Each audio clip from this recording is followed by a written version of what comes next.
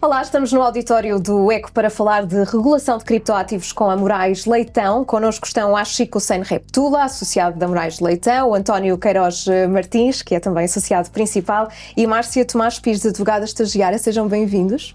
Obrigado. Este tema é tão vasto e tem sofrido movimentações tão importantes que nós, na verdade, vamos dividir esta nossa conversa em duas partes. Falaremos de riscos, desafios e oportunidades numa próxima conversa, mas hoje torna-se bastante necessário contextualizar tudo aquilo que nos traz aqui. Portanto, António, vamos começar por si, porque já todos ouvimos falar de blockchain, de criptomoedas, de bitcoins, mas quem está perdido nestes conceitos? Como é que podemos simplificar tudo isto? É uma tarefa difícil, eu sei. Obrigado. Tentando não ser muito jurídico, nem muito especialista em matérias que depois as pessoas se podem perder, eu acho que nós podemos partir do princípio de que é um ativo digital que titula direitos. Portanto, o que é esta coisa dos criptoativos? É isto.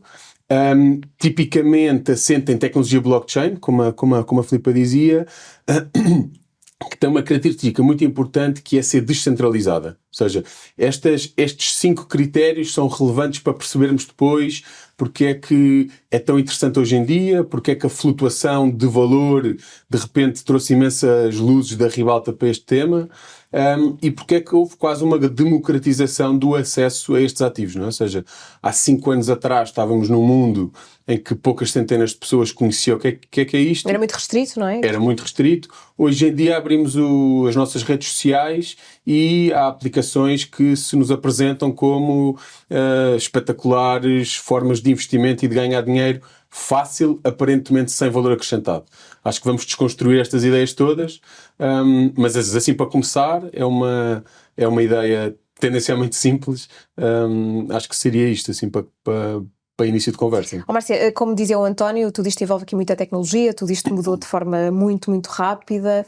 Se nos pudesse explicar como é que estas mudanças foram acontecendo. Ou seja, a Bitcoin ou os criptoativos que surgem na internet não é uma coisa assim tão recente, apesar que a Bitcoin surgiu em 2008, 2009, e houve essa democratização que o António estava a falar, mas inicialmente era um nicho muito pequeno, passava-se em grupos muito restritos, em que várias pessoas que estavam envolvidas nesse nicho começaram a falar muito como um meio de pagamento relativamente à Bitcoin, só que entretanto nos últimos 10 anos temos vindo muito mais funcionalidades no que toca mais criptoativos, que não é só para meio de pagamento, também tem a característica de utilidade, também a característica de investimento, e houve essa democratização também e novos projetos também relativamente aos criptoativos e novas aplicações. Isso foi muito importante. E também na pandemia, quando todos os mercados financeiros estavam a oscilar bastante, a Bitcoin atingiu o seu auge de valor, o que levou muita gente a crer que seria uma boa fonte de investimento, mas só que os criptoativos não são apenas fontes de investimento. Portanto, houve essas alterações no mercado, ficou muito maior, e neste momento os criptoativos, em termos de número, são quase como algumas classes de ativos consolidados já no mercado. Não são exponencialmente grandes, mas têm um valor efetivo. Sim, na verdade nós, lá está, como explicavam, tudo isto se tornou muito comum no nosso vocabulário até do dia-a-dia, mas na verdade existem muitas dúvidas e também é por isso que estamos aqui a ter esta conversa. Mas acho que isto mudou a forma como alguns negócios se apresentam também, como negociam, portanto tudo isto se tornou quase uma potência incontrolável, não sei se podemos dizer isto assim neste nível se calhar, mas diria que sim. E já vamos falar aqui também da necessidade de regulação, dos passos mais recentes, a União Europeia está a caminhar nesse sentido, mas como é que isto transformou exatamente o mercado tradicional? Antes de entrar exatamente nessa questão, vou só voltar um bocadinho atrás para complementar aqui os meus colegas. Relativamente à democratização, é certo que temos assistido gradualmente a uma democratização maior em relação a este tipo de ativos. No entanto, ainda falta muito caminho para percorrer e muita educação no sentido de dar as ferramentas a todos, literacia financeira, para poderem perceber efetivamente o que é que está em causa. Não é propriamente um brinquedo, é complicado em alguns termos ainda pela tecnologia que envolve, portanto o nosso trabalho, quem trabalha e quem mexe com este tipo de ativos é também fazer um bocadinho esse trabalho, e também um bocadinho por isso que aqui estamos. Voltando à sua questão, vai ter que me relembrar... Sim, como é que tudo isto transformou o mercado tradicional? Exatamente. Como é que as instituições financeiras também foram reagindo? Ponto número 1, neste momento é um mercado que vale bilhões. Portanto, é incontornável olharmos para isto como, efetivamente, um setor, algo que gera negócio e algo que movimenta muito dinheiro. Pela sua própria natureza, e pela transformação que traz à sociedade, naturalmente que se interseta com outros tipos de negócios a partir do momento em que pelo menos uma das suas pretensões é servir como meio de pagamento. É natural que os incumbentes tradicionais se tenham que vir a adaptar a este tipo de realidades. Não é possível ignorar uma realidade destas, não é? Com a dimensão que tem. Se calhar há ainda quem tenha alguma entropia em aceitá-las, mas mais tarde ou mais cedo vão ter que, a meu ver, aceitar que é uma realidade efetiva, que existe e que pode ser um bom complemento para esses negócios. Mas, por exemplo, falando aqui dos negócios tradicionais, a Revolut, por exemplo, que é o neobank, já tem, sempre teve, pelo menos, não, sempre teve, desde há muito tempo tem, a possibilidade de troca na própria carteira da Revolut de criptoativos, ou a aquisição de criptoativos.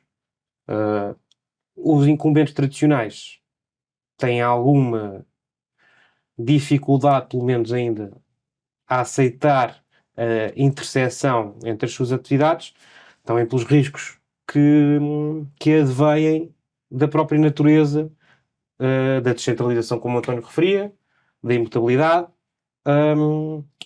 e esperemos nós que este advento que a União Europeia tem vindo a lançar, nomeadamente relativamente à regulação que vamos falar dentro de instantes, venha facilitar e mudar um bocadinho o panorama que temos vivido. Eu acho que só uma pergunta, se cá tomando aqui o papel da Filipa, peço desculpa desde já. À vontade, António. Em relação à descentralização, faz-te confusão ou achas normal que estes novos negócios que tinham uma espécie de uma autonomia própria, não é? Ou seja, uma espécie de self-sovereignty, migrem no sentido tradicional destes mercados financeiros que nós conhecemos?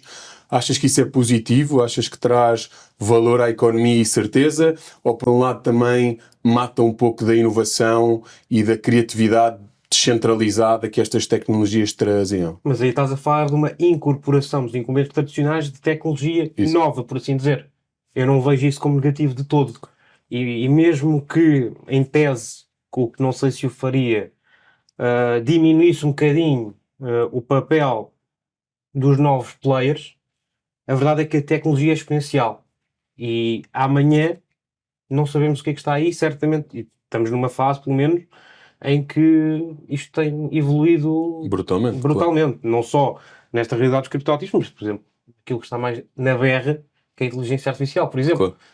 Claro. A verdade é que a tecnologia é tendencialmente exponencial, portanto, acho que daí não advém problema nenhum. Eu falava relativamente à descentralização por causa da inerente ligação que existe relativamente aos deveres que os incumbentes têm a matérias como, por exemplo, o branqueamento de capitais e o financiamento do terrorismo, que acho que é um dos principais receios do mercado. E vamos falar disso também. Vamos falar da regulação, acho que já aqui referiu isso também, porque, Márcio, enfim, existe esta necessidade, obviamente, e falávamos aqui dos passos que a União Europeia tem dado. O Conselho Europeu adotou em maio regras que tornam as transferências de criptoativos rastreáveis, por exemplo. Tudo isto, enfim, traz aqui regras comuns que foram aprovadas pelo Parlamento Europeu, o MiCA, nós vamos falar disso, e, portanto, no fundo, tudo isto vem trazer guidelines para aquilo que o mercado deve fazer. Isto também se aplica ao mercado português, e tudo isto tardou na sua perspectiva? Eu acho que não tardou, ou seja, eu acho que a União Europeia foi bastante cautelosa. Nós estamos a falar de um mercado que inicialmente era um nicho e cresceu substancialmente. Mas também o que acontecia até haver o regulamento MiCA, até surgir essa ideia, era a aplicação de diretivas pré-existentes, como instrumentos relativamente aos criptoativos fossem subsumíveis a instrumentos financeiros, a esse tipo de criptoativos. Então havia um vazio legal relativamente a outro tipo de criptoativos, que tinham outro tipo de funcionalidades que não eram semelhantes nas suas características a instrumentos financeiros. Portanto, houve vários Estados-membros que decidiram, de certa forma, adotar primeiras legislações de forma a serem mais competitivos, a terem mais investimento. E a União Europeia simplesmente chegou à conclusão que era melhor harmonizar e criar regras no mercado europeu. Vai ser um regulamento, portanto vai ser aplicável a todos os Estados-membros de forma igual, salvo algumas questões que podem ser adaptadas. e vai fazer também com que traga mais segurança e mais confiança aos próprios consumidores que estão neste mercado, que o grande problema da União Europeia foi a proteção dos consumidores, que investiam a troco, às vezes, de falta de informação, a troco de promessas de grandes ganhos, e, na verdade, houve imensas perdas substanciais de dinheiro. E também a questão que o Chico falou há pouco, que é muito relevante, os criptoativos foram muitas vezes utilizados para branqueamentos de capitais. Portanto, havia de haver alguma forma de acautelar que o mercado não se fragmentasse relativamente aos criptoativos. Nós vamos falar desses problemas que a falta de regulação traz também. Acho que, imagino, enfim, há muitas vantagens na regulação. Há também desvantagens? Há vantagens e desvantagens para tudo. A questão, acho que é fazer aqui um peso entre regulação, falta de regulação, porque inclusivamente os players que se movimentam neste setor não estão per se contra a regulação. Simplesmente querem que haja regulação na medida certa para aquilo que eles fazem. O que é que eu quero dizer com isto? É que, pelo desconhecimento relativamente a certos tipos de negócios, não se aplique às cegas, ou não se criem regimes às cegas, injustificados para aquilo que certas entidades fazem. E acho que aqui serviria, ou deve servir, um paradigma de same risk, same rules. Mas é um equilíbrio difícil de alcançar, não é? É um equilíbrio difícil de alcançar, mas... Inovação e regulação não estão no... Não estão mãos dadas. Polos opostos. Certo, a inovação está sempre mais à frente da regulação. A regulação tem essa lacuna e tem que ir sempre atrás da inovação. Tem que o fazer bem. E só complementando aqui a Márcia, e inclusivamente a Filipa, tivemos associado ao MiCA também a proposta de alteração da Travel Rule Regulation para o rastreamento de fundos, que vem já na sequência da Diretiva de Branqueamento de Capitais, e têm sido dados passos para que haja pelo menos uma coisa neste mercado, que é a segurança jurídica. Traduzido por miúdos, que haja regras em que as pessoas possam dizer, ok, isto existe, vai funcionar desta forma, estou confortável, porque existe um círculo onde eu sei o que é que se vai aplicar. E não estou no desconhecido. É certo que a imposição de regras, acho que ninguém gosta por si só que as regras sejam impostas, mas muitas vezes pode ser um benefício, porque quer investidores, quer consumidores estão mais confortáveis a lidar com entidades que prestem serviços com ativos virtuais que existe uma rede de segurança quase. Exatamente. Mas não só os investidores e os consumidores, também os próprios players logo de início que tentaram ter uma conversa e um diálogo com as próprias autoridades de supervisão. Havia sandbox, ou seja, isto foi tudo acompanhado de certa forma, porque também a segurança jurídica não servia só para os consumidores, mas também para quem queria lançar os seus próprios negócios também queria ter essa segurança e saber que estava a agir em conformidade com as regras que existiam. Na altura não existiam regras, havia só meramente um decalque de regras pré-existentes para eles. O que fazia surgir situações injustas, por exemplo, entre players no mercado. Não sei se nos podem dar alguns exemplos de problemas que surgiram ou que esta regulação venha a trazer eventualmente. É assim, problemas que esta regulação venha a trazer, ainda é muito cedo que falo sobre isso, até porque a sua aplicabilidade vai ser feita a trechos até 2024. E a verdade é que, para além dessa regulação, não só a Autoridade Bancária Europeia, como a ESMA, European Securities Market Association, vão lançar guidelines para esse regulamento poder ser interpretado de melhor forma. E não só nessa vertente comunitária, mas também na vertente nacional, vai ser necessário que as entidades territoriais competentes procedam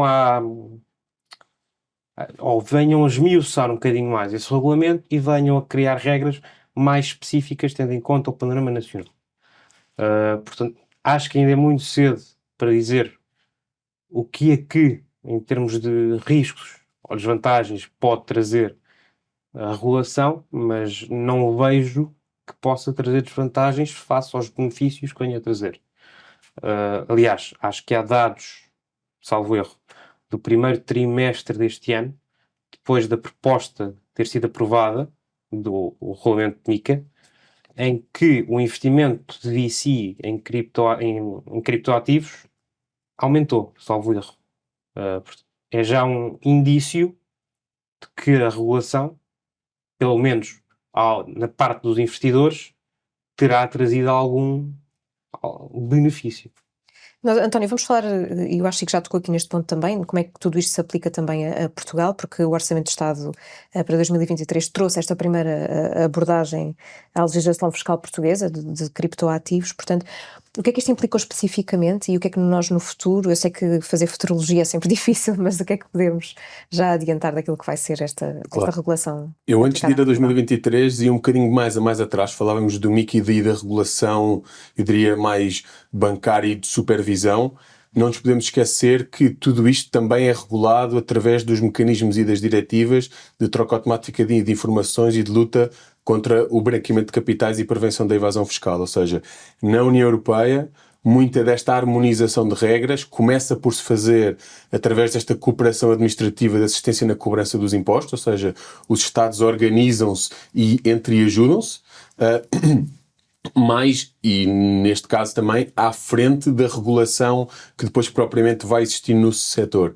Só para termos uma ideia, esta diretiva já tem 7 alterações, há muito pouco tempo entrou em vigor o que nós chamamos na gíria DAC 7, portanto, regras específicas para plataformas que prestam algum tipo de serviços, e já se fala da DAC 8, portanto, que vai entrar sempre de mãos dadas com o MiCA, portanto, uma vez que o MiCA já foi publicado, esta proposta da DAC 8 vai reforçar as obrigações declarativas que vão impender sobre as plataformas e sobre os intermediários. Esse é um tema interessante, que é como este setor é muito descentralizado, é difícil trazê-lo para as regras de compliance que nós temos no nosso dia-a-dia. Então, que maneira mais fácil do que abordar os intermediários, ou seja, aqueles que fazem a ligação entre o investidor e o resto do mundo. Pronto. E o Orçamento de Estado para 2023 aparece exatamente neste contexto, ou seja, aparece num contexto que eu acho muito positivo de desmistificar uma ideia errada sobre que se fazia má publicidade a Portugal. Portugal era um paraíso fiscal das criptomoedas. Acho que isto é péssimas notícias para Portugal. Portugal não precisa dessa falsa publicidade. Tem um mercado português fortíssimo, muito alimentado pelos que nós chamamos hoje em dia nómadas digitais e outros que se vieram recentrar em Portugal. É um cluster económico com imensa força e com imenso valor acrescentado. Não precisa nada disso. E, António, só acrescentando aí, a comunidade, a community, que neste setor é muito valorizada, em Lisboa, não só em Lisboa, em Portugal, no Porto, em Braga, é enorme e é muito ativa também. Isso mesmo. E por isso, a primeira coisa que o Orçamento de Estado traz é certeza e acabar com uma má publicidade. A segunda é, na verdade, uma receita antiga para problemas novos. Ou seja, o sistema fiscal não foi mudado, e também nota, não foi mudado nem em Portugal nem no mundo, ou seja, Portugal não inventou nada de extraordinário, copiou modelos como o alemão e como outros modelos de tributação destas realidades, e portanto o que se fez foi tentar criar regras mais que favoreçam estes negócios, que através da categorização dos rendimentos, ou seja, sem te querer dar uma aula de direito fiscal aqui, a tributação dos rendimentos em Portugal faz por categorias, por tipos de rendimentos, e o que foi feito foi um esforço para, sem mudar estas qualificações, dar regras específicas, portanto, dar regras de tributação mais baixa, sempre sem nunca perder o foco da introdução que eu fiz da luta contra a fraude e a evasão fiscal. Ou seja, há uma série de regras que não se aplicam sempre que do outro lado esteja alguém que seja residente numa dessas praças financeiras. O que aparentemente é ótimo, ou seja, ainda bem, nós não queremos branquear nada que não seja suposto, e isso é um esforço positivo e bom, onde Portugal ranqueia muito bem, mas traz, como o Chico dizia, problemas de aplicação prática gigante. Ou seja, vamos imaginar que a Márcia e eu estamos a fazer uma transação, eu sou residente nas Bahamas, a Márcia não sabe, pode de repente ter uma liability fiscal escondida. Não sabe porquê. Não é que não queira saber, ou seja, este mercado não é opaco porque quer ser opaco, é opaco porque é descentralizado, ou se calhar não lhe chamaria opaco, tem uma informação diferente porque é descentralizado. Funciona dessa forma, não é? Isso, e vai ter que se adaptar, ou seja, isto na prática é isto mesmo que quer dizer, ou seja, por exemplo, em termos de regras de KYC, vai ter que se adaptar para que todos os players consigam de alguma forma cumprir com estas regras e não ter responsabilidade fiscal escondida. Certo, nós já vamos continuar a olhar para o futuro de tudo isto, até na nossa próxima conversa, mas Márcia, mesmo para terminar, que obrigações é que tudo isto vai trazer aos participantes do mercado? Falando concretamente do MiCA, o que é que podemos aqui adivinhar que o futuro nos trará de forma mais imediata? Só o facto de ter uma classificação para vários criptoativos já é uma ajuda, mas também ou seja, dependendo do criptoativo que esteja em causa, vai haver novas obrigações para os emitentes, nos criptoativos, para quem faça negociação, vai trazer mais segurança para as carteiras digitais, vai trazer mais segurança jurídica para os consumidores, traz uma grande novidade que eu acho que não tem sido tão falada relativamente ao white paper, que é o livreto branco, que traz a informação, vai haver obrigações para a publicação do mesmo, inclusive com a questão da pegada ambiental, em que os próprios emitentes vão ter que dizer qual é que é a pegada ambiental que têm. E este foi um grande tema controverso na União Europeia relativamente ao setor ambiental, à parte ambiental no que toca ao setor de criptoativos. Portanto, vai trazer segurança jurídica. Acho que é a palavra que eu acho que disse, acho que vai ser sempre utilizada, mas também vai possibilitar a novos players saber o que é que estão a fazer e como é que podem entrar no mercado europeu. Portanto, eu acho que vai ser muito entrada mais justa, parece-me. O quê? Essa entrada mais justa, mais equilibrada, pelo menos. Acho que é equilibrada no sentido que os novos players agora têm tempo para se adaptarem a estas para implementar estas regras na sua própria empresa. E os antigos vão ter que se adaptar. Muito bem, vamos continuar a falar. E proporcional, porque dependendo do volume de negócios, do negócio, há regras diferentes, há algumas isenções, que acho que é importante referir como nota de fecho. Muito bem, vamos continuar comprometido a falar de regulação de criptoativos numa próxima conversa desta parceria do ECO com a Moraes Leitão. Vamos falar de riscos, desafios e oportunidades e conto com todos novamente. António, Márcia e Chico, muito obrigada. Obrigado, Filipe. Obrigado.